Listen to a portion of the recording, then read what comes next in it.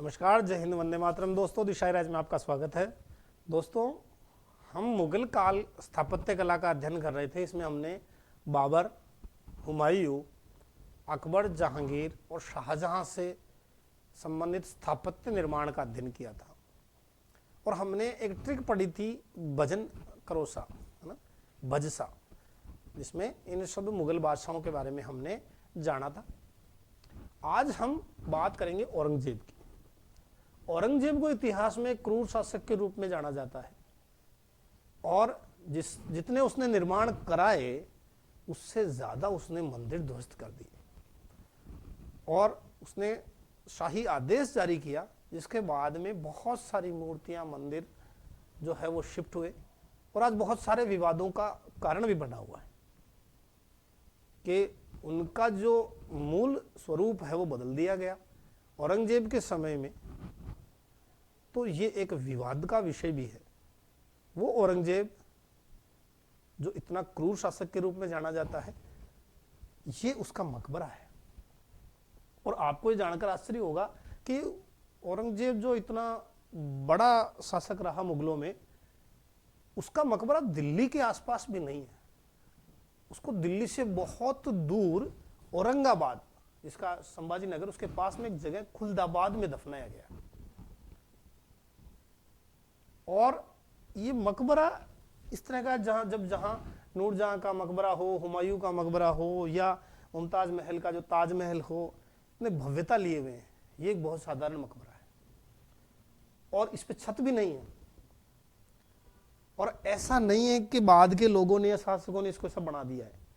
ये औरंगजेब की खुद की ख्वाहिश थी। वो वसीयत में लिखा था कि मेरे मकबरे पे छत नहीं होनी चाहिए, एक छोटा सा सब्जी का पौधा लगा होना चाहिए और साधारण दिखना चाहिए। ऐसी वसीयत इसने क्यों की? इसने कौन से निर्माण कराए? तो आइए क्लास शुरू करते हैं। सबसे पहले हम बात कर इसी बारे में बात कर लेते हैं। यह है औरंगजेब का मकबरा। ये आप देख पा रहे हैं, ये मकबरा है और इस पे एक पौधा लगा है और पास में एक पत्थर लगा है, जिस पत्थर पे औरंगजेब का जन्म, मृत्यु और इसका जो पूरा नाम है आलमगीर तक, वो लिखा हुआ है। ऐसा इसने क्यों किया? औरंगजेब की मृत्यु होती है 1707 में। 1707 के अंदर ये औरंगजेब जो है वो मारा जाता है। मृत्यु होती है इसकी 1707 में। और कहां पर होती है? अहमदनगर में। अहमदनगर में। लेकिन औरंगजेब ने जो वसीयत लिखी थी, उस वसीयत में इसने लिखा था कि मुझे जो है, क्योंकि ये अनुसरण करता था ख्वाजा सैयद जैनुद्दीन सिराज का। ख्वाजा सैयद जैनुद्दीन सिराज, ख्वाजा अहमद जैनुद्दीन सिराज, मुझे उसकी कब्र के पास ही दफनाया जाए। तो ये जो ख्वाजा अहमद जैनुद्दीन सिराज है, इसकी कब्र जो थी वो थी खुलदाबाद में। खुलदाबाद औरंगजेब के औरंगाबाद के पास में ही है। औरंगाबाद के पास में ही ये कस्बा है खुलदाबाद, औरंगाबाद के पास में। तो वहां पर इसकी कब्र है और उसके पास में ही दफनाया जाए। और उसके पास, है ना, मेरी कब्र के ऊपर केवल एक सब्जी का पौधा उगा हो। ये पौधा दिख रहा है आपको? ये एक पौधा लगा हो और छत नहीं हो और मकबरा बिल्कुल सामान्य सा हो या साधारण हो। तो ऐसा मकबरा बनाया किसने? औरंगजेब के पुत्र ने बनाया बाद में। तो ये निर्माण तो वैसे मोहम्मद शाह अज्जम का है। या आजम या अज्जम भी कहते हैं इसको। मोहम्मद शाह अज्जम ने इसका मकबरा बाद में बनवाया और वसीयत में चूंकि इसने लिख के दिया था, उसी तरह का इसका मकबरा बनवाया गया। तो ये तो बात करी अपने औरंगजेब के मकबरे की, क्योंकि मैंने इतने मकबरे पढ़े और लास्ट में औरंगजेब का मकबरा, हालांकि औरंगजेब के निर्माण में नहीं पढ़ेंगे इसको, इसका निर्माण बाद में कराया शाह आजम ने, लेकिन एक वसीयत के दिख के गया था। इसके साथ होना चाहिए, वो कल्पना कौन करके गया था? वो औरंगजेब करके गया। औरंगजेब के निर्माणों में हम देखते हैं तो सबसे पहले बात करेंगे मोती मस्जिद की। ये मोती मस्जिद है, इसको हम पहले भी पढ़ चुके हैं। ये दिल्ली के अंदर है और लाल किले में है। तो पहला निर्माण इसका देखते हैं, वो है मोती मस्जिद। मोती मस्जिद, मोती मस्जिद कहां पर है? तो दिल्ली में। कहां? लाल किले में। क्या विशेषताएं हैं? तो ये पूर्णतः संगमरमर से निर्मित है, यानी औरंगजेब ने भी संगमरमर को प्राथमिकता दी है ना, ये इससे पता लगता है। तो ये पूर्णतः संगमरमर से निर्मित इमारत है मोती मस्जिद। इसका निर्माण किसने कराया? तो औरंगजेब ने कराया। आगे बात करें, एक लाहौर के अंदर इसने मस्जिद बनाई थी, इसको बादशाही मस्जिद के नाम से जानते हैं। बादशाही मस्जिद। बादशाही मस्जिद कहां पर बनवाई इसने? तो लाहौर में बनवाई। बादशाही मस्जिद कहां है? तो लाहौर के अंदर है। किसने बनवाई? औरंगजेब ने बनवाई। ये वैसे भी औरंगजेब के द्वारा निर्माण पढ़ रहे हैं, औरंगजेब द्वारा। और फिदई खां की देखरेख में इसका निर्माण कराया गया। फिदई खां की देखरेख में निर्माण कराया गया। जो औरंगजेब की सबसे महत्वपूर्ण निर्माण में हम पढ़ते हैं वो है बीबी का मकबरा। नाम से पता लग रहा है, बीबी यानी पत्नी, बीबी का मकबरा। बीबी का मकबरा सबसे महत्वपूर्ण अगर औरंगजेब के समय में निर्माण हम पढ़ते हैं तो वो है बीबी का मकबरा। इस बीबी के मकबरे को ही दक्षिण का ताजमहल कहते हैं। दक्षिण का ताजमहल कहते हैं।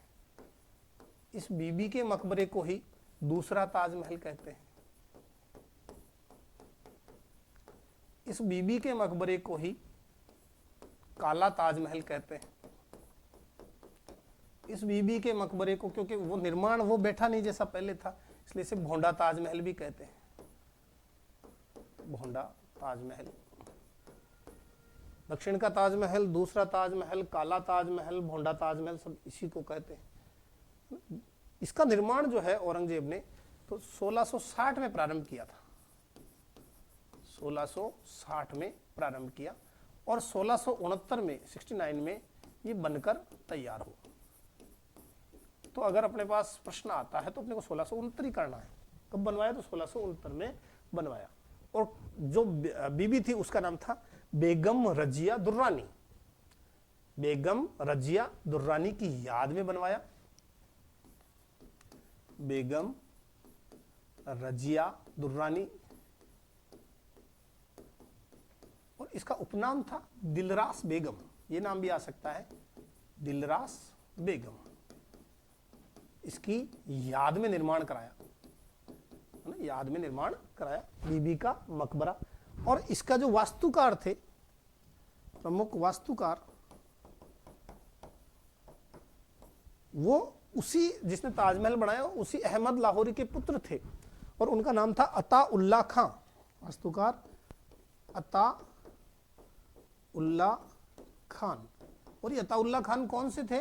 जो ताजमहल का वास्तुकार है,